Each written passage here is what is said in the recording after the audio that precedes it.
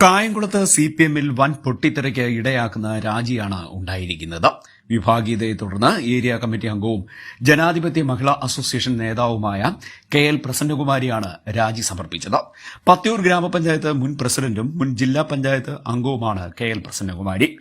ജില്ലാ പഞ്ചായത്ത് അംഗം advocate Bipin C Babu മകനാണ്. രാജിക്കത്തിൽ നേതൃത്വത്തിനെതിരെ രൂക്ഷ വിമർശനമാണ് പ്രസന്നകുമാരി ഉന്നയിച്ചിരിക്കുന്നത്. നേതാക്കൾ തന്നെ വിഭാഗീയത വളർത്തുകയാണെന്നും ദളിത് പിന്നോക്ക വിഭാഗത്തിൽപ്പെട്ട നിരവധി പ്രവർത്തകർ പാർട്ടിയിൽ നിന്ന് ഇപ്പോൾ വിട്ടുനിൽക്കുകയാണെന്നും പ്രസന്നകുമാരി ആരോപിക്കുന്നു.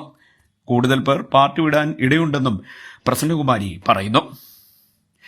ഭാര്യ നൽകിയ ഗാർഹിക പീഡന പരാതിയെ തുടർന്ന് Bipin C ബാബുവിനെതിരെ party നടപടിയെടുത്തിരുന്നു.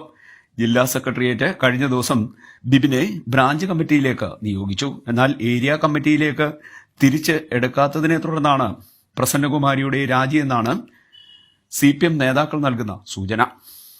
CDNet news, Kayamkulam.